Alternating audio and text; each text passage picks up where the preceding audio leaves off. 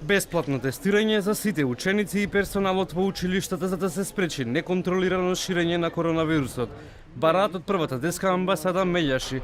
Велат, децата се со часови на настава под маски, но надвор комуницираат без нив. Сметаме дека треба да се овозможи во согласност со родителите бесплатни брзи тестови со присуство на медицинско лице, за да се одбегне можноста од ширење на епидемијата, а родителите кои сакаат да бидат нивните деца да учат од дома или децата сакаат да учат од дома, поради своји убедувања или поради тоа што можеби го добиле вирусот од негово другарче, да се овозможи веднаш квалитетна онлайн настава далечиско од учење од дома. Децата со посебни потреби да им се овозможат и образовни потреби со асистент за да можат да ја следат квалитетно онлайн наставата. Министерката за образование и наука Мила Царовска вели дека ресорното министерство не одлучува за бесплатни тестови во училиштата. Уверува, протоколите се почитуваат, а нови насоки може да даде само Комисијата за заразни болести. Според анализите, околу 0,02% од вкупно 240.000 ученици на ниво на држава се ново заразени случаи на COVID-19, а истиот процент е и кај наставниците.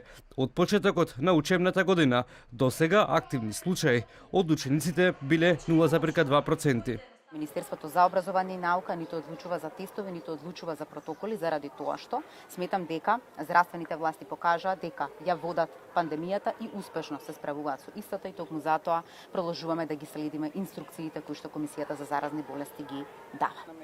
Од Министерството за здравство велат дека тестирање ќе има секогаш кога ќе има индикација за вирусот. Индикацијата ја поставува лекар-епидемиолог, бидејќи епидемиолошката анкета го дава најрелевантниот податок кој и кога треба да се тестира.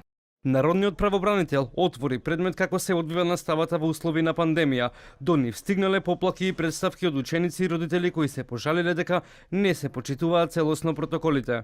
Да се разгледа можноста часовите да се реализираат во пократок временски период за сметка на одморите помеѓу часовите кои треба да бидат зачестени со зголемено време трање. Веднаш да се превземат мерки и действија за обезбедување образовни и лични асистенти за инклузирани ученици со попреченост. Инаку, бесплатни тестирање на учениците од 6 до 12 години има во Грција, а за тие над 12 години тестирањето се наплаќа.